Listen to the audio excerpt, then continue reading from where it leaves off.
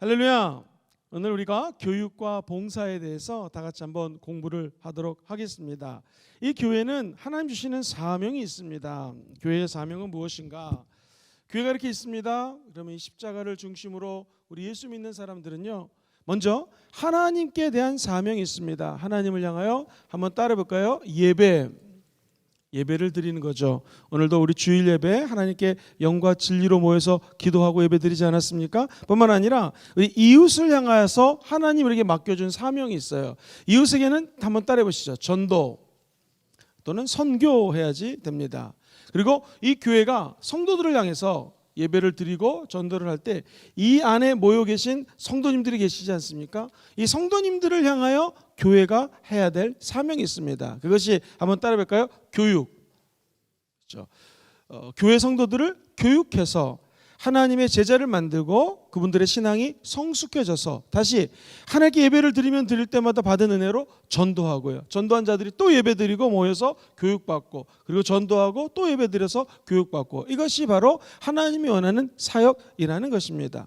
목사님, 그렇다면은 만약에 A라고 하는 교회가 있습니다. 이게 이제 A 교회인데, 이 교회가 교육을 잘 시켜요. 말씀드렸던 것처럼 거룩한 선순환이 이루어지겠죠. 정말 뜨겁게 예배드리고 나가서 전도하고 또 모여서 말씀 듣고 교육받고 또 나가서 전도하고 예배드리기 선순환이 되겠죠. 그런데 거꾸로 A라고 하는 교회가 있습니다. 그런데 그 교회는요, 별로 예배가 이 전도라든가 예배라든가 이런 건 잘 돌아가는데 교육이 안 돼요. 그럼 어떤 일이 벌어질까요? 예배를 막 드려서 은혜도 받고 전도를 막 열심히 하고 사람들이 오는데 교육이 약한 교회는 따라해볼까요? 이단 이건데 밥이다 라고 들어올 수가 있습니다. 근데 교육을 열심히 시키고 말씀 안에 굳건하게 쓴 교회는요, 이단이 들어왔다가 팔을 디딜 수가 없어요. 왜?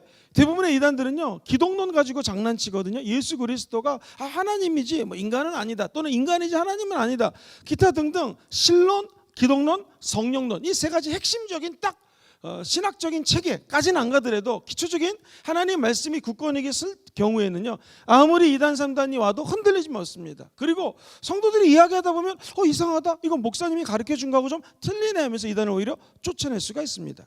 교육이 약하면은요, 중세 시대 생각하면 딱 똑같습니다. 중세 때는요, 각종 미신들을 갖다 믿기 시작했습니다. 왜? 교육이 없으니까, 말씀이 없으니까. 말씀드렸죠? 주의 종이 라틴 말로 설교합니다. 그래서 사람들 알아듣지 못합니다. 말씀이라고는 전혀 상관없이 각종 이상한 것으로 예배를 드렸으니 전도가 잘 돼요, 사람들이 교회에 들어와요. 그런다 할지라도 교육이 없으면 미신을 숭배하는 사상이 교회에 팽배할 수 있습니다. 더 무서운 것은 무엇입니까? 하나님을 이 세상에서 제일 사랑해야 된다는 것을 믿으시면 아멘 해볼까요? 하나님보다 더 사랑하는 것이 우상이거든요. 말씀이 약하고 교육이 없으면 하나님보다 다른 것이 우상으로 대체가 됩니다. 예를 들면 여러분, 십자가 너무나 소중한 겁니다. 예수 십자가 짊어지시고 십자가에서 죽고 부활하신 거 엄청나게 큰 은혜요. 우리에게는 다가오는 영적인 메시지가 가득합니다. 그러나 이 만약에 예수 믿지 않는 사람들이 부적 갖고 다니듯이 십자가를요 그냥 우상처럼 갖고 다닐 수 있다라는 것입니다. 자칫 잘못하면 교회인데도 불구하고 하나님 사랑하는 것이 아니라 돈을 더 사랑할 수 있어요. 왜? 말씀이 없으니까, 교육이 없으니까. 그러면 돈이 그 자리에 우상으로 자리매김하게 됩니다. 우리는 예수 믿으면 축복받아서 이 땅에서 하나님 은혜로 영혼이 잘 되고 범사가 잘 되고 강건할 걸 믿습니다. 그런데 만약에 말씀이 약하면은요, 영혼이 잘 되는 건 저리 가고 말씀이 없어지니까 그냥 범사에 잘 되는 것만 쫓아갑니다. 이게 우상일 수가 있어요. 건강해진다, 예수 믿고 교회 와서 기도했더니 치유가 됐다, 할렐루야, 너무 좋죠. 그런데 이게 또 자칫하면 우상이 될 수 있어요. 왜? 병 고치고 나니까 병 고치는 것이 우상이 돼서 교회를 오히려 떠나가게 되죠.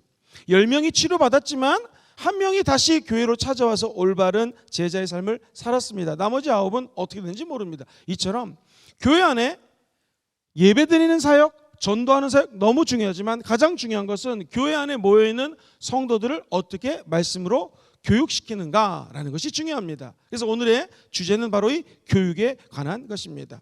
교육이 약하면은요, 어떤 교회든지 흔들리기 쉽습니다. 저는 하나님의 은혜로 한국의 많은 교회들을 방문했습니다. 그럼 그 교회들이 언제 강해지는가? 말씀 위에 서서 기도 열심히 하면 강해지고 부흥이 됩니다. 언제 흔들릴까요? 말씀이 없고 교육이 없는 상태에서는요, 교회가 흔들흔들 정체성이 흔들립니다. 그래서 우리가 이 하나님의 말씀, 우리는 무엇을 믿는가라는 것을 중심으로 교육할 때 저와 여러분들의 정체성이 분명해지고 어떤 이단과 사설이라도 흔들리지 않는 믿음 갖게 되기를 주의 이름으로 축원드립니다.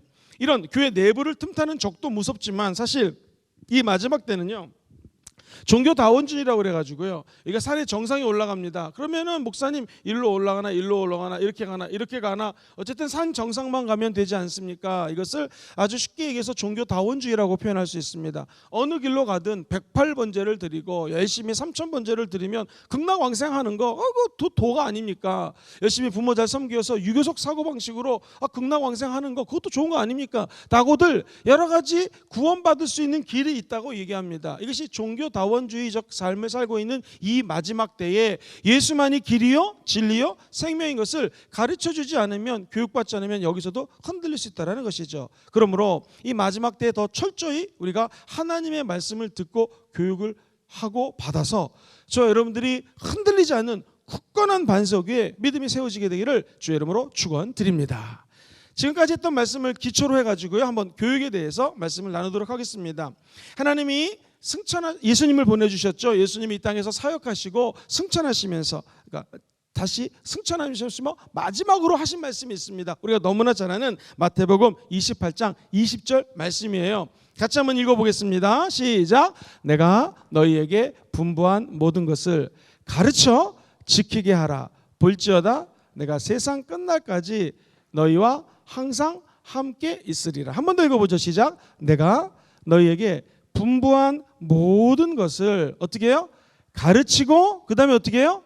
지키게 하라. 그 이유는 내가 세상 끝날까지 너희와 항상 함께 있어서 너희들이 가르치고 지키게 하는 것을 끝까지 도와줄 거다라고 말씀을 해석할 수가 있습니다. 자, 이 말씀에 보면은 우리 주님이 저희와 여러분들에게 마지막 명령합니다. 제가 오늘 그럼 강의할 내용이 많아서 말이 좀 빨리 하는데 괜찮습니까? 좀 천천히 할까요? 할렐루야. 자, 먼저 주님께서 말씀하십니다. 너희들은 가라, 그죠? 가서 모든 족속을 제자로 삼어라. 자, 제자로 삼고 난 다음에 뭐를 해야 되겠습니까? 아버지와 아들과 성령의 이름으로 뭐를 줘요? 침례를 베풀라 말씀하십니다. 그리고 마지막 네 번째로 뿐만 아니라 지금 읽었던 말씀처럼 그들을 가르쳐라. 그리고 지키게 하라라는 것입니다. 영어로 쓰면은 네 가지 동사예요. go, 먼저 가라. 두 번째, 모든 족속을 제자로 삼아라 할 때 make라는 동사를 씁니다. 그리고 침례를 줘라. 이걸 baptism 또는 baptize라고 하는 이 헬라어 baptizo에서 나온 baptize라는 단어를 씁니다. 그리고 가르쳐라, 영어로는 teach가 되겠죠. 자, 보십시오. 우리 주님께서 저와 여러분들에게 가라라고 명령하셨습니다. 이것은 우리는 하나님이 교회에게 맡겨진 사역 중에서 한번 따라해볼까요? 선교 사역. 시작. 복음 증거하라는 것이죠. 전도하라는 것입니다. 가서, 그렇죠? 두 번째로 제자를 삼으라. 이것을 제자 양육이라고 표현할 수 있겠습니다. 또는 제자 훈련. 모든 족속으로 가서 제자 삼어라. make라는 동사를 썼습니다. 그 다음에 모든 사람들에게 아버지와 아들과 성령의 이름으로 물침례를 줘라.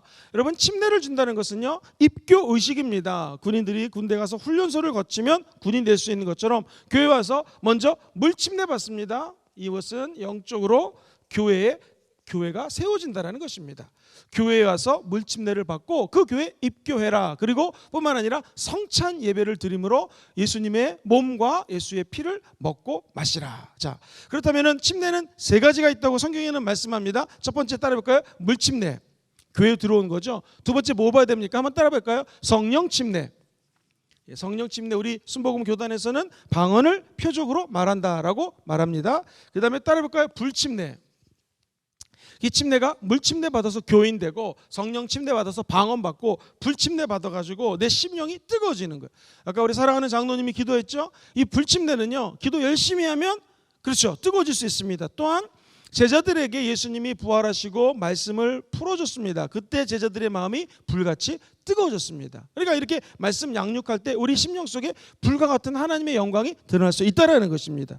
이것을 포괄적으로 침례, 웹타이즈라는 걸 주라는 거예요. 원래 침례는요, 물속에 풍덩 빠지다 그리고 다시 나오다라는 뜻이에요. 물침례 받으셨죠? 물속에 빠져서 예수와 함께 죽고 다시 예수와 함께 부활하는 것입니다. 말씀이라는 은혜의 물속에 빠져서 내 생각과 내가 갖고 있는 고집과 아집과 과거의 모든 내 경험들이 다 물속에 빠져버리고 말씀의 영광 가운데 다시 드러나는 것입니다. 이 물침례의 원리죠. 뿐만 아니라 성령 침례 받으면 이제 세상과 나는 간고도 없고 구속하신 성령의 은혜만이 내 안에 가득한 상태, 물침례 받아 성령 침례 받은 상태가 되는 것이죠. 뿐만 아니라 말씀을 듣고 기도하고 하나님의 능력을 깨달았을 때 내 마음속에 심령에 불침례가 임하게 됩니다. 저는 오늘 밤에 이 강력한 물침례, 성령 침례, 불침례 같은 사건들이 이 자리에 있기를 주의 이름으로 축원드립니다. 이 침례죠. 이것은 뭘 사역합니까? 바로 교회를 세우신 하나님께서 교회를 통하여 침례를 주라. 이것은 교회 창립을 얘기하는 것이고 바로 불과 같은 성령의 교회를 통하여 하실 일들을 예언하는 것입니다. 이걸 한마디로 얘기하면 한번 따라해 볼까요? 예배 사역. 시작.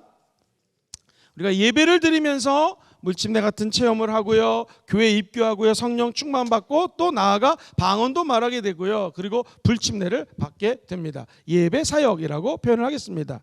그리고 맨 끝에 가르쳐라. 그리고 뿐만 아니라 그것을 가르쳐서 지킬 수 있도록 티치하라라는 것이 우리 주님이 우리에게 말씀하신 명령입니다. 자, 가르치는 것은 무엇입니까? 바로 교육 사역입니다. 자, 교회에서 우리 주님이 원하는 사역 따라해 볼까요? 선교 사역 가야 됩니다. 전도라고 똑같습니다. 우리 지난번에 공부했죠. 먼저 가야 됩니다. 그리고 따라볼까요? 제자 삼으라. 메이크라고 그랬죠. 제자 훈련. 시작. 제자 훈련. 우리가 말씀 양육하는 게 여기에 이제 포함이 되고요. 그다음에 침례 사역은 따라볼까요? 예배 사역. 늘 우리가 예배 열심히 드리고 있죠. 작년 내내 성령의 임재를 꿈꾸며 나아갔죠. 마지막 네 번째 가르치라. 이거 따라해보세요. 교육 사역. 이 교육에 하나님께서 맡겨진 사역은 단순히 이렇게 말씀을 가르친다라고 해서 끝나는 것이 아닙니다. 가르쳐서 지켜 행하는 데까지 나가야 된다는 것이죠. 교회가 맡은 사역, 우리 주님의 마지막 지상 위임 명령을 통하여 살펴봤습니다. 영어로는 줄여서 GMBT. 선교사역, 제자사역, 물침례를 통한 또는 예배사역을 통한 은혜 받는 것, 맨 끝에 교육사역, 네 가지로 요약을 한번 해봤습니다. 자, 그렇다면 이제 우리 성도들이 모여서 가르치고 양육받고 나아가서 신앙의 성숙을 돕는 것이 이 가르치는 사역의 목적입니다. 그렇다면 첫 번째로 우리 가르치는 것은 지금 제가 목사로서 가르치고 있지만 사실 가르침의 주관자는 누구십니까? 말씀을 쓰시고 말씀인 육신이 되어서 오신 분 누구시죠? 예수 그리스도. 그분이 우리의 영원한 교사가 됩니다. 저는 잠시 예수님 말씀을 빌어서 설명할 뿐이지 저 여러분들의 진정한 영적 교사는 누구라고요? 예수님이십니다. 기억하시고요. 자, 그렇다면 이 교회 교육에도 목표가 있습니다. 교회 교육의 목표 한번 따라 볼까요? 예수님 닮아가기. 시작. 우리 교재는 성도를 온전케 함이라고 표현을 하는데요. 먼저 성도를 온전케 하는 말씀 구절 같이 보겠습니다. 에베소서 4장 12절로 13절 천천히 읽어볼게요. 시작. 이는 성도를 온전하게 하여 봉사일을 하게 하며 그리스도의 몸을 세우려 함이라. 13절. 우리가 다 하나님의 아들을 믿는 것과 아는 일에 하나가 되어 온전한 그리스도의 장성한 분량이 충만한 데까지. 한번 따라해보세요. 하나님의 아들을 믿는 것과, 믿는 건 내가 믿는 거죠. 아는 건 뭐예요? 교육을 통하여 공부하는 것입니다. 즉 이 믿음과, 하나님을 아는 믿음과 하나님을 아는 일, 말씀과 하나님의 아들 예수가 했던 일에 대해서 이 아는 것, 이 두 가지가 하나가 될 때 온전한 사람이 됩니다. 어떤 교회 가면은요 지나치게 믿는 것만 강조합니다. 그래가지고 믿음 막 뜨겁게 기도 좋은 것 같지만 문제가 생길 수 있습니다. 아는 것이 없으면 믿음이 흔들려요. 어떤 교회 가면은요 기도시키지 않습니다. 말씀만 맨날 교육시킵니다. 어떤 일이 벌어질까요? 말씀은 많이 알아서 머리는 무거워지고요, 아는 지식은 많은데 믿음의 역동성이 떨어져요. 왜? 기도하지 않으니까. 그래서 하나님 말씀하시는 거예요. 따라해볼까요? 믿는 것과 아는 것이 하나가 돼야 돼요. 그때 온전한 분량에 이르는데, 계속해서 13절 한번 보세요. 중반 이후에 이렇게 설명을 합니다. 온전한 사람을 이루어, 그 다음부터 읽어볼게요. 시작. 그리스도의 장성한 분량이 충만한 데까지 어떻게 해요? 이르러야 된다는 거예요. 그 말은 우리가 자라나야 된다는 것입니다. 성도가 온전해져야 된다는 거예요. 어디까지? 예수 그리스도를 닮는 데까지 자라나야 된다는 것입니다. 두 번째로 봉사의 일을 하기 위한 것이 교육의 목표입니다. 교회는 모든 성도가 봉사의 삶을 살 수 있도록 은사를 개발하고 또 은사를 사용할 수 있는 기회를 줘야 됩니다. 자, 베드로전서 4장 10절 말씀 먼저 읽어볼게요. 시작. 각각 은사를 받은 대로 하나님의 여러 가지 은혜를 맡은 누구처럼요? 선한 청지기와 같이 서로 봉사하라. 그렇습니다. 은사 받았으면 이제 은혜 받은 우리들이 교회에 하나님 나라를 위하여 봉사할 수 있도록 주님이 우리를 교육시켜 주신다. 세 번째, 그리스도의 몸된 교회를 세우는 것이 교육의 목표입니다. 자, 말씀을 가르치고요. 왜 가르칠까요? 몸된 교회를 세우기 위해서 확장해야 될 사명이 저와 여러분들에게 있다는 것입니다. 그 밑에 한번 읽어볼게요. 교회의 가르침은 시작. 교회의 가르침은 그리스도의 몸된 교회 안에서 성도들을 권면하고 안위하는 데 도움을 줘야 됩니다. 그 밑에도 읽어볼게요. 교회는 시작. 교회는 예수 그리스도께서 다시 오실 때까지 이 땅에 하나님의 나라를 확장해 나갈 그리스도의 뭐를 만들어요? 제자를 만들어내는 것, 제자를 길러내는 것이 교회 해야 될 일이라는 것입니다. 자, 그렇다면 교회 교육은 세상 교육하고 틀립니다. 자, 교회 교육, 왜 교육을 할까요? 이 교육에는 목표가 있습니다. 목표는 무엇이냐면 한번 따라해 볼까요? 예수님 닮기. 시작. 꿈에도 소원은 예수님 닮는 것입니다. 예수 닮아야 돼요. 예수를 닮으려면 다르게 표현하면 이 교회의 교육 목표가 예수를 닮기 원하시면 아멘 해볼까요? 그러면 다시 하나님의 형상을 닮아가는 거예요. 하나님의 형상을. 자, 하나님의 형상을 이렇게 한번 설명해 보겠습니다. 하나님이 아담과 하와를 딱 만들었어요. 아담과 하와는요, 먼저 제사장이었습니다. 그리고 아담과 하와는 하나님과의 관계에서, 특별히 아담은 하나님과의 관계에서 늘 관계를 맺었고 제사장의 직분을 감당했습니다. 예배를 인도할 수 있었었죠. 그리고 뿐만 아니라 선지자였습니다. 선지자의 모습으로 하나님 형상을 따라 만들었습니다. 즉 자기 아내에게 복음을 증거해야 되고요, 자녀들에게 말씀을 증거하는 선지자 역할을 감당해야 됩니다. 그리고 이 아담은요, 왕으로 지음받았습니다. 모든 하나님이 만든 피조물들을 다스리고 경작하고 확대하라고 주님이 아담을 만들었어요. 이게 하나님의 형상인데 죄가 들어옴으로 말미암아 깨져서 힘이 없게 되었습니다. 예수 십자가, 우리 예수님은 어떤 분이신가? 어떻게 예수를 닮아갈 수 있을까? 예수님이 십자가를 짊어지시고 죽음에서 부활하자 저와 여러분들에게 왕같은 제사장으로 회복시켜 줬습니다. 이제 저와 여러분들은 어떤 사람인가? 저에게 인간이 있습니다. 이 인간이 하나님에 대하여 나아갑니다. 하나님에 대해서 예배를 드리죠. 그러면 하나님께 예배를 드린다는 것은 뭐냐면 따라볼까요? 제사장 사명. 제사장의 사명을 예수님 때문에 다시 회복할 수가 있는 것입니다. 예수 믿으면 이제 누구나 다 하나님과의 관계를 돈독히 할 수 있고요, 하나님의 은혜 세계로 쏙 들어갈 수 있다는 거예요. 제가 어떤 전도사님의 카톡을 받았는데요, 목사님께서 자꾸 이렇게 이쪽으로 빠지니까 보기 안 좋아요. 가운데로 오세요. 할렐루야. 가운데로 오면 또 필기한 게 안 보여요. 제가 좀 빠지더라도 이해해 주시기 바랍니다. 자, 보세요. 이 사람이 하나님께로 예배를 드리고 있습니다. 그러면은 제사장의 사명, 직분이 회복되는 거예요. 누구 때문에? 예수님 때문에. 그런데 이분이 나아가서 복음을 증거해야 됩니다. 믿지 않는 자들에게 예수 믿으세요, 하나님 말씀은 이것입니다, 안 그러면 지옥 가십니다 라고 구약의 아담을 만들었을 때 선지자의 사명을 우리 주님이 십자가에 죽고 부활하심으로 말미암아 다시 여러분들에게 회복시켜 주셨다는 거예요. 뿐만 아니라 우리 예수 믿는 사람들은요, 이 예수 믿는 사람이 사람들에게 나가서 복음을 증거뿐만 아니라 하나님이 이 땅에 만들어 놓은 모든 피조물이 있습니다. 이 피조물을 다스릴 수 있는, 따라해보세요, 왕의 권세, 왕 같은 제사장의 놀라운 권세로 회복시켜 주신 거예요. 이것이 하나님이 우리에게 베풀어 주신 은혜라는 것이죠. 그렇다면 기독교 교육의 목표는 누구를 닮아가요? 예수를 닮아가는 거예요. 다르게 표현하면 따라해보세요. 하나님 형상을 회복하기. 시작. 하나님 형상을 회복해야 돼요.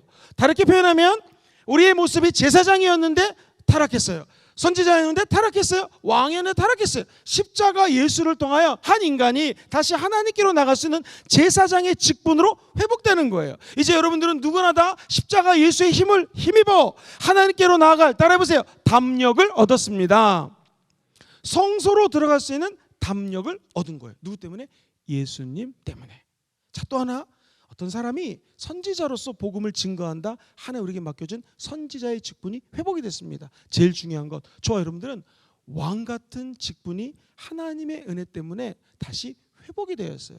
그러므로 사랑하는 성도님들, 귀신은요 하나님이 만들어 놓은 하나의 피조물입니다. 두려워하시면 안 됩니다. 이제 왕과 같은 권세로 귀신을 예수 이름으로 쫓아내시기를 주의 이름으로 축원드립니다. 왜? 우리는 왕 같은 능력이 예수님 안에서 다시 회복되었기 때문에 그렇습니다. 기독교 교육과 세상 교육의 차이입니다. 우리는 끝까지 예수를 닮아가고요, 예수 그리스도가 갖고 있는 권세, 하늘과 땅의 모든 권세를 예수님 말씀하십니다. 아버지가 나 예수에게 줬으니 너희들은 이제 세상 끝날까지 볼지어다 내가 너희와 항상 함께 있을 것이다.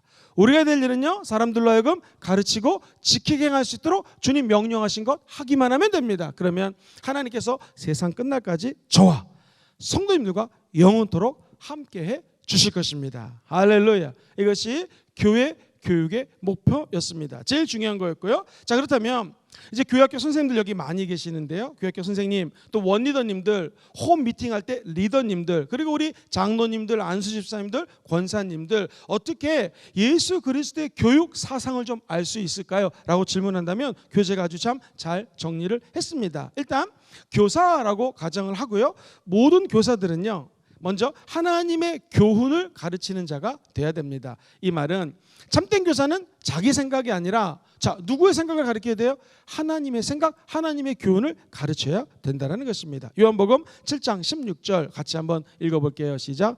예수께서 대답하여 이르시되 내 교훈은 내 것이 아니요 나를 보내시니 누구십니까? 하나님의 것이라는 거예요. 예수님도 내 교훈을 너희들에게 가르치는 것이 아니라 아버지의 가르침을 가르친다 했다면, 우리 말씀을 가르치는 교사라든가 주의 종들이나 원리더님들, 장로님들, 재직들은 우리의 생각을 가르치는 것이 아니라 하나님의 교훈을 배워서 가르치는 것입니다. 가르치는 일로 내 영광이 드러나면 된다, 안 된다? 안 드러나 안 됩니다. 단순한 지식을 주입하는 것이 아니라 성경의 정신, 성경의 교훈을 가르쳐야 된다는 것입니다. 두 번째, 우리 재직들은요 새로운 신자가 들어오면 가르치는데 뭘 가르칠까요? 하나님의 진리를 가르치는 자입니다. 하나님의 진리를 어떻게 가르치는가? 그 학생 안에서 바른 신앙생활을 누릴 수 있도록, 우리 홈 미팅을 하면은요 홈 구성원들이 예수 안에서 바른 신앙생활을 누릴 수 있도록 따라해볼까요? 돕는 자, 돕는 역할을 한다라는 것입니다. 그 밑에 한번 읽어볼게요. 교사는, 다음 거 읽어보세요. 시작. 교사는 하나님의 진리가 아닌 것을 가르쳐서는 절대 안 됩니다. 세 번째는요, 우리는 하나님의 청지기일 뿐입니다. 자, 같이 한번 읽어보겠습니다. 시작. 교사는 하나님의 자녀를 맡은 자로서 그들의 필요한 것이 무엇인지를 볼 수 있어야 됩니다. 예수님 우리의 필요를 아셨던 것처럼. 그 다음에 그 밑에 보면은요, 교사는 학생들을 잘 교육할 수 있는, 따라해보세요, 지혜와 그들을 향한 진실된 마음. 시작. 그들을 향한 진실된 마음. 두 가지입니다. 지혜가 필요하고요, 아무리 지혜가 있다 할지라도 진실된 마음이 없으면 안 됩니다. 세상 교육도 그렇지 않습니까? 사랑하는 제자들에게 피아노를 가르치는 선생님이 계십니다. 그러면 어떻게 가르쳐야 돼요? 지혜가 있어야 되죠. 이 아이가 좋아하는 게 뭔지를 직감적으로 오랫동안 아이들을 가르친 선생님은 안다고 합니다. 도미솔 잘 안 되면 도레퍼솔라시도 가르치면 되는 거고요, 아무리 악보를 알려줘도 모르면 지혜 있게 코드를 가르쳐주면 된다고 합니다. 지혜만 있어야 될까요? 아니죠. 아이들이 신기하게 이 미술 선생님이 또는 음악 선생님이, 피아노 선생님이 나를 좋아하는지를 알까 모를까요? 안다라는 거예요. 진실된 마음을 애들이 캐치한다라는 거예요. 그러니까 정말로 선생님이 피아노면 피아노, 미술이면 미술, 아니 성경도 마찬가지죠. 교육자들도 우리 목사님이 날 사랑하는구나 이렇게 느껴지면 그 교회, 또 목사님과 교우들이 좋아지는 것처럼 똑같습니다. 그래서 우리 재직들은요 진리를 가르칠 때 한번 따라해 보시겠습니까? 지혜와 사랑하는 마음 또는 진실된 마음만 있으면 누구든지 다 말씀을 잘 가르칠 수 있습니다. 뿐만 아니라 한번 따라해볼까요? 우리는 세워주는 자입니다. 시작. 우리는 세워주는 자입니다. 같이 한번 읽어보겠습니다. 그 밑에 줄 교사는, 시작. 교사는 학생의 모든 것을 잘 파악해야 됩니다. 그 밑에 교사는 학생이 자기 은사를 발견하고 개발하여 어떻게 해요? 주님께 드릴 수 있도록 돕는 자입니다. 다시 말해서 세워주는 자라는 것이죠. 다섯 번째가 제일 중요한데요, 우리 재직들과 교사는 뭐 하는 사람인가? 따라해보세요. 격려자. 교사는 학생들에게 힘을 주고 격려하는 것입니다. 자, 예를 들어 보겠습니다. 예수님이 베드로를 딱 만났는데 베드로가 누구십니까? 나 예수다. 제가 물 위를 걸어가겠습니다. 너 안 돼. 네가 무슨 어떻게 걷니? 이렇게 얘기하지 않으셨습니다. 오라라고 말씀하셨습니다. 베드로가 열심히 가다 보니까 이게 웬일이야? 내가 물 위를 걷네. 그런데 잠깐 주변을 바라보니까 와, 바다입니다. 이거 이상하다. 내가 걸을 수 없는데 점점 빠져듭니다. 그때 주님이 베드로를 잡아 일으키면서 믿음을 이야기하시면서 그를 격려하고 도전을 주십니다. 그 장면을 같이 한번 성경 읽어볼게요. 마태복음 14장 28절 이하 시작. 베드로가 대답하여 이르되 주여 만일 주님이시거든 물 위로 오라 하소서 하니 오라 하시니 물 위로 걸어서 예수께로 가되 바람을 보고 무서워 빠져가는지라 소리질러 이르되 주여 나를 구원하소서 하니 31절 예수께서 즉시 손을 내밀어 그를 붙잡으시며 이르시되 믿음이 작은 자여 왜 의심하였는가 하고 주님이 말씀을 하십니다. 여기서 알 수 있는 것은 예수님도 우리를 향하여 격려하시고 지지하시고 서스테인 지탱해 주시고 돌보아 주신다는 것입니다. 그렇다면 우리도 새신자가 들어왔어요. 가르치는 학생들이 있어요. 부족하지만 끝까지 격려하고 세워주는 자들 되기를 주님의 이름으로 부탁드립니다. 우리는 또한 될 수 있으면 선한 목자가 되어야 되고요. 7번째 따라 볼까요? 상담자. 많은 새신자들이 들어오면 원리더님들, 리더님들, 장로님들, 안수집사님 가서 물어봅니다. 어떻게 하면 상담을 잘할 수 있을까요? 2가지로 정리합니다. 이 교사는 학생의 입장에 서서 그들의 고통을 함께하는 자다. 그렇다면 새신자가 와서 질문합니다. 원리더님들 어떻게 해야 돼요? 새신자 입장에서 고민해야 됩니다. 우리는 예수 믿을 때 다 같이 고민했던 건데 시간이 지나니까 이제 고민을 안 해요. 이거 시간 지나면 돼. 이것이 아니라 내가 똑같은 고민을 했으며 다시 한번 들어주는 자세, 이것이 상담자의 역할이라는 것입니다. 2번째 같이 한번 읽어볼게요. 주님은 시작. 주님은 답을 갖고 계셨으며 그 문제를 신뢰하고 맡길 수 있는 인격의 소유자였다. 자, 이 말은 뭐냐면요, 새신자들이 와서 원리더님들하고 상의합니다. 이거 비밀인데요, 내지는 이거 제 마음에 있는 상처인데요 하면 우리 원리더님들이 리더님들이 듣고 선생님들은 학생들의 말을 듣고 따라해볼까요? 비밀 유지. 기도해가지고 안 셀 수 있도록 조심해야 됩니다. 왜? 예수님하고 상담했던 모든 자들은 예수님의 인격을 믿었기 때문입니다. 우리가 인간인지라 부족함이 많지만 어떻게 해서든지 상대방의 치부를 또 상담받는 자들의 아픔을 감쌀 수 있는 그런 은혜의 인격적인 리더들이 또 재직들이 다 되시기를 주님의 이름으로 부탁드립니다. 자, 8번째로요. 어떤 모습의 교사가 좋은 교사인가? 섬기는 자가 교사의 좋은 모습입니다. 예수님이 이 땅에 오셔서 섬김을 받으러 온 것이 아니라 섬기려 하고 대속물로 십자가에서 우리를 위해서 죽기까지 희생했던 것처럼 진정한 리더는 어떤 자인가? 섬기는 자가 되어야 된다는 것입니다. 자, 그렇다면 우리 주님이 우리에게 교육을 하면서 원리가 있습니다. 첫 번째는요, 어떤 교육의 원리로 우리를 가르쳤을까? 첫 번째는요, 관심의 원리입니다. 같이 읽어보겠습니다. 주님은 시작. 주님은 사람의 일에 관심을 가지시고 그들의 관심사로부터 가르침을 이끌어 내셨습니다. 그렇죠? 베드로 어부잖아요. 내가 너를 사람을 낚는 어부가 되게 하리라. 어부의 관심자는 사람을 낚는, 물고기를 낚는 것이니까 그것을 매개체로 설명하기 시작합니다. 니고데모라고 하는 사람에게 와가지고 야, 어떻게 하면 거듭날 수 있는지를 아니? 아니, 사람이 어떻게 물과 어떻게 예수 믿었는데 엄마 뱃속에서 태어났는데 또 어떻게 거듭납니까? 그때 물과 성령으로 거듭날 수 있다. 하나님은 언제나 그 사람에게 관심을 가지고 그 사람이 갖고 있는 관심을 바탕으로 이야기를 하셨습니다. 우리 예수님이 그랬다면 우리도 마찬가지여야 된다는 것이죠. 2번째가 제일 중요합니다. 눈높이 교육 원리. 시작. 눈높이 교육 원리. 주님은 모든 사람의 수준에 따라 말씀을 하셨습니다. 저는 이 눈높이 하면 진짜 귀한 체험이 하나 있습니다. 한번 말씀을 드렸는데요. 그다음에 우리 아이들을 데리고 제가 한번 호주에서 있을 때인데요, 무슨 미술관에 가서 그림을 구경했습니다. 그런데 열심히 보고 있는데 어떤 몸이 크신 여성분께서, 이 외국 사람들은 땅 아래 앉는 것을 잘 못합니다. 근데 힘들게 막 앉아가지고 막 그림을 보는데 서서 안 보고 막 밑에서 막 이렇게 보고 막 적어가는 거예요.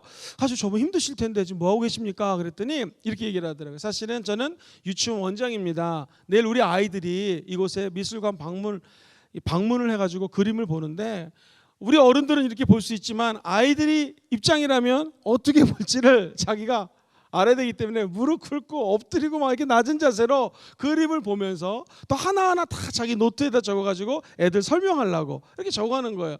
야, 이 호주라는 나라가 인구는 우리 한 반밖에 안 되는데 왜 선진국인가? 교육 시스템이 틀립니다. 이 교육 시스템이 항상 눈높이 교육이에요. 아이들 눈높이에 맞춰서 가르칩니다. 또 대학에 가면 우리처럼 시험 공부 열심히 하고 시험 잘 치러서 성적 나오는 것이 아니라 그 눈높이에 맞게끔 혁신적인 아이디어를 창출하고 토론, 디스커션을 많이 합니다. 이 토론할 때에 새로운 아이디어들이 막 모여가지고 새로운 엄청난 응집력으로 새로운 아이디어들이 창출되거든요. 그러니까 우리 한국 교육이 잘못됐다는 비판이 아니라 벌써 교육할 때 선생님들이 눈높이를 맞춥니다. 생각해보니 이게 기독교적이더라고요. 예수님이 어린아이에게는 어린아이 눈높이에 맞춰서 교육했다면 우리도 새신자가 왔습니다. 그럼 거기에 눈높이에 맞춰서 이야기를 해야 됩니다. 자, 예를 들어보겠습니다. 새신자 청년이 왔습니다. 딱 그때 만났고 할렐루야, 우리가 성화에 거쳐서 영화의 단계에 이릅니다. 어느 단계 왔습니까? 알겠습니까? 하나도 모르죠. 초신자에 맞게끔 예배 열심히 들으시고요. 기도하면 하나님께서 축복해 주실 거예요. 아주 쉬운 메시지로 그분 눈높이에 맞춰줘야죠. 제가 말씀드렸던 성화, 영화 이런 것들은 이미 예수를 믿은 우리들이 그렇구나, 영화의 단계까지 가기 위해서 내가 지금 중생을 겪었고 성화의 연속적인 선상 안에 있구나, 뭐 이렇게 아는 것이지, 새신자가 오면 그들의 눈높이에 맞춰서 대화해 주셔야 됩니다. 또 한 가지, 새신자는 아직 세상적인 것을 갖고 있을까요? 다 버렸을까요? 100% 다 갖고 있습니다. 그러면 그분들이 하는 언어가 우리 언어랑 완전히 틀립니다. 그러므로 그렇게 세상적인 얘기하면 안 돼요 라고 나무래지 마시고 그 초신자 입장에서 이렇게 얘기할 수도 있다. 시작. 이렇게 얘기할 수도 있다. 도중에 나도 저랬다. 시작. 나도 저랬다 라는 생각으로 그들하고 접촉을 해 주셔야 됩니다. 이것이 눈높이 교육 원리입니다. 세 번째는요, 참여의 원칙입니다. 예수님은요, 사람들이 참여할 수 있도록 기가 막힌 방법으로 가르치셨습니다. 예를 들면 이 네 가지 땅의 밭이 다른 땅에다가 씨앗이 떨어졌어요. 비유를 하니까 이게 웬일입니까? 한 사람이 궁금했습니다. 성경에 보면 그 사람과 다른 제자 사람들이 12명이 와가지고 예수님께 조용히 질문합니다. 조용히 물어봅니다. 주님, 아까 그 비유를 설명한 것이 무슨 뜻입니까? 무슨 의미입니까? 예수님은 사람들이 참여할 수 있는 기가 막힌 방법으로 교육하셨다. 또한 네 번째로 변화의 원리가 있습니다. 예수님은 가르치시되 권세가 있기 때문에 사람들이 변화될 수 있었다는 것이죠. 대표적인 게 누가복음 19장 8절 한번 읽어보겠습니다. 시작. 삭개오가 서서 주께 여짜오되 주여 보시옵소서, 내 소유의 절반을 가난한 자들에게 주겠사오며 만일 누구의 것을 속여 빼앗은 일이 있으면 내가 네 갑절이나 갚겠습니다. 변화된다는 것이죠. 진정한 교육은 가르쳐 지켜 행할 수 있는 데까지 가는 것. 예수님의 교육의 원리를 보면 참 부럽기도 하고요. 우리도 노력해서 비슷해져야겠다라는 생각을 하게 됩니다. 뿐만 아니라 다섯 번째가 정말 핵심인데요, 이 모본의 원리입니다. 본을 보이셨다라는 것이죠. 그냥 너희들 이렇게 살아라가 아니라 그렇게 사셨다라는 것이죠. 그래서 요한복음 13장 14절 말씀에 나와요. 같이 한번 읽어볼까요? 시작. 내가 주와 또는 선생이 되어 너희 발을 씻었으니 너희도 서로 발을 씻어 주는 것이 옳으니라. 주님께서 직접 섬겼다라는 거예요. 발 씻어줬다라는 거예요. 제가 담임 목사님들 한 200여 명하고 인터뷰를 진행했습니다. 심도 있게 1시간, 많으면은 5시간, 어떤 날은 하루 종일 우리 교회 주로 큰 교회 목사님들하고 200명 넘게 대화를 나눴습니다. 물론 개척교회 목사님도 계셨고요, 보통 100명 이상의 교회도 있었습니다. 이 결론적으로 말씀드리면은요, 한국 교회에서 성장하는 교회 특징 세 가지를 딱 꼽으라면요, 다음에 세 가지입니다. 이게 아마 거의 맞을 거예요. 왜냐하면 담임 목사급 목사님들을 200명 만난 사람이 많지가 않아요. 뭐냐면 첫 번째가 뭐냐면 따라해보세요. 설교. 저희들이 데이터 분석해 봤더니 약 15년 전도 설교가 되게 중요했거든요. 근데 설교는 여전히 중요합니다. 이거 표본 산출이기 때문에 거의 맞을 거예요. 설교 잘하는 교회, 또 말씀이 있는 교회는 부흥이 됩니다. 두 번째 한번 따라해볼까요? 이웃. 이것은요, 원래 4등, 5등 뒤쳐졌던 게 2등으로 튀어 올랐어요. 무슨 말이냐면은 한 교회가 있었는데요, 이 교회 목사님이 한 3시쯤에 이렇게 산책을 하러 나갔어요. 돌아다니는데 애들이 공사판에서 모래 쌓아놓는데 두꺼비 집도 아니고 막 더러운 손 갖고 놀더래요. 서울에 있는 얘기입니다. 은평구에서. 너희들 뭐하니? 그랬더니 엄마도 일하러 갔고요, 아빠도 일하러 가지고 여기 놀고 있어요. 마음이 아프더래요. 그래가지고 이 아이들을 방과 후 학교를 만든 거예요. 교회에다가. 어렵지 않은 게 교사라든가 또 현직 교사, 우리 같은 경우도 은퇴하신 교사들 많지 않습니까? 교장 선생님들도 많이 계세요. 그런 분들이 와가지고 아이들을 말 그대로 방과 후 교육시킨 겁니다. 그랬더니 엄마들이 너무나 행복한 거예요. 교회 안 다니는 엄마들이 감사해서 교회 출석하기 시작합니다. 또 놀라운 건 어떤 사람이 이사 왔어요. 집주인에게 아저씨 교회 가려고 하는데 이 주변에 어느 교회 좀 알려주세요. 저 교회 되게 좋아요 그러더래요. 그래서 이 교회 다니십니까? 아니 나는 안 다니는데 글쎄 애들을 방과 후 학교 해가지고 돌봐주는 저거 진짜 교회입니다. 저 교회 다니셔야 됩니다. 이렇게 불신자가 저 교회라 그래가지고 담임 목사님 처음에 오셨을 때 교인이 약 한 150명이었는데 거의 890명 출석하는 교회로 급성장을 하게 됩니다. 그가 뭐냐면은 대표적인 예인데요.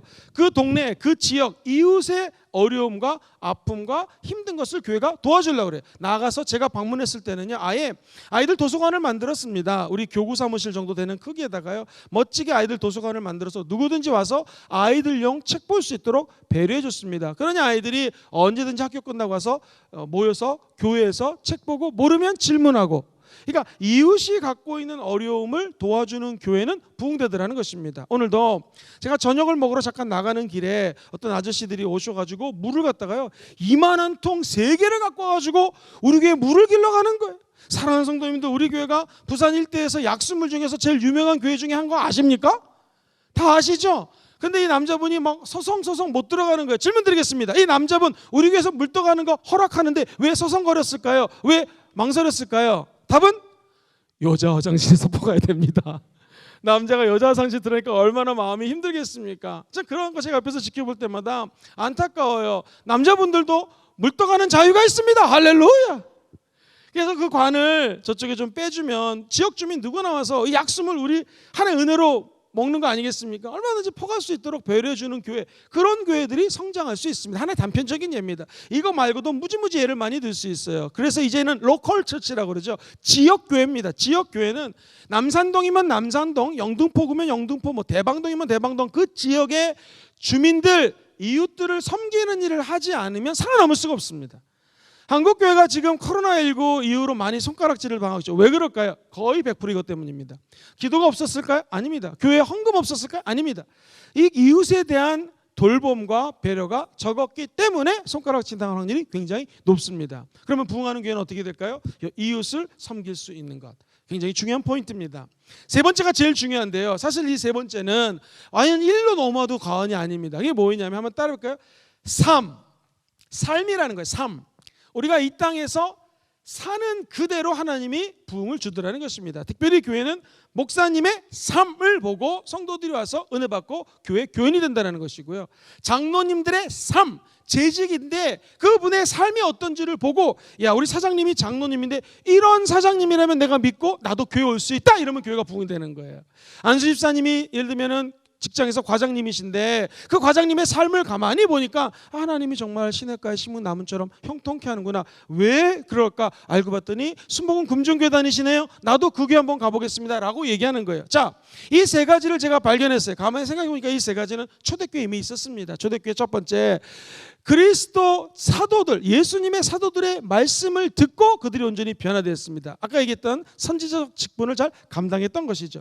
이웃은 무엇입니까? 이웃을 주님께로 돌이키는 것, 제사장적 삶을 제대로 살았다는 것입니다. 그래서 사람들이 그들의 모습을 보고 주께로 돌아왔다는 것이고요. 안 믿는 자들이 왜 왔는가? 그들의 삶이 변화되었을 때 정말로 이 땅에 왕같은 제사장의 직분의 모습이 다시 하나님의 형상으로 회복됐을 때, 그 삶에서 예수의 향기가 묻어날 때 그가 진짜 선교적 삶, 즉 내가 살고 있는 현장에서 예수의 향기를 흩날릴 때, 그때 비로소 교회가 부흥된다는 것입니다. 예전에 이거 말고도 다른 요소가 많았는데 이 세 가지 요소로 압축을 할 수가 있었습니다. 이것은 이제 경험과 데이터를 분석해서 나온 과학적인 통계입니다. 자, 그렇다면 우리가 어떻게 접목할 수 있겠습니까? 예수님이 가르쳤던 목적은 결국 예수를 닮아가라는 것이고요. 또 하나님의 형상으로 회복되라는 거예요. 하나님의 형상으로 회복되려면 어떻게 됩니까? 성령이 우리 안에 들어와서 교회가 예배, 따라해보세요. 예배,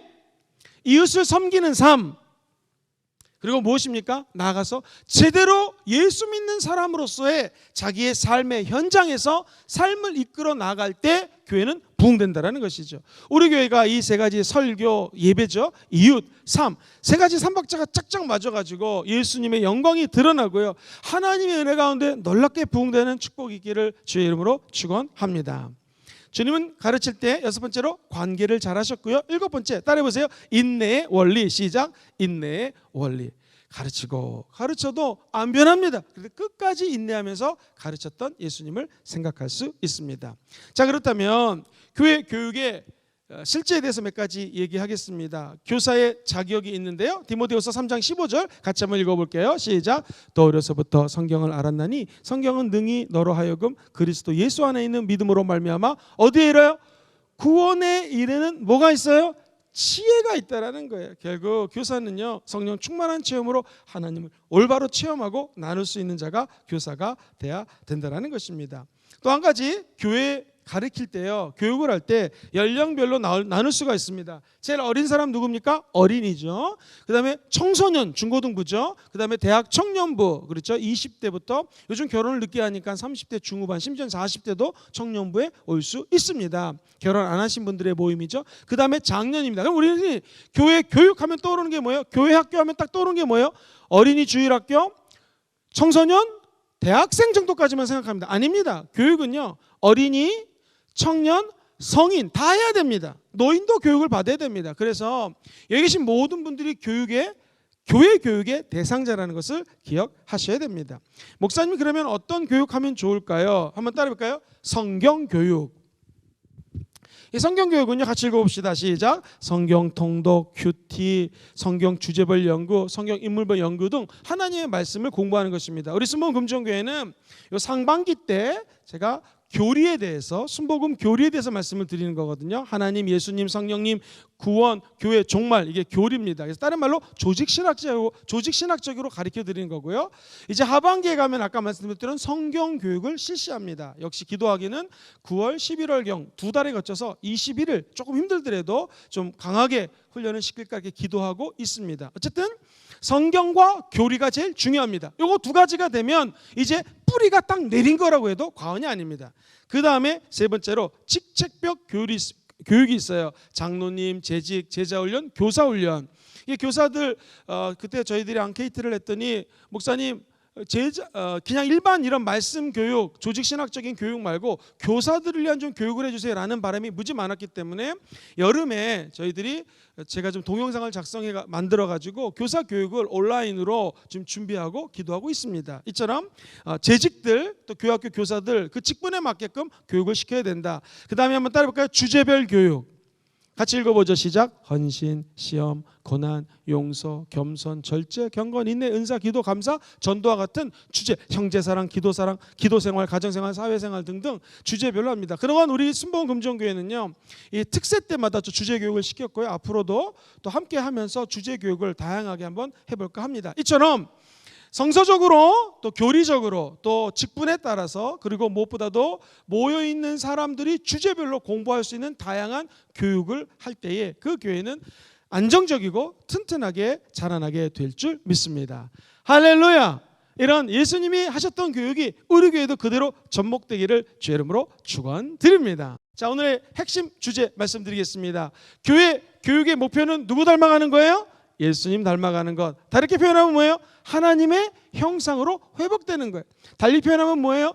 왕이신 예수님이 저와 여러분들에게 왕같은 제사장의 사명을 주셨습니다. 선지자적인 은혜로 회복시켜 주셨습니다. 우리는 믿음으로 나아갈 때 우리를 통하여 수많은 사람들이 은혜 받고 구원받는 축복에 참여하게 될 줄 믿습니다. 할렐루야.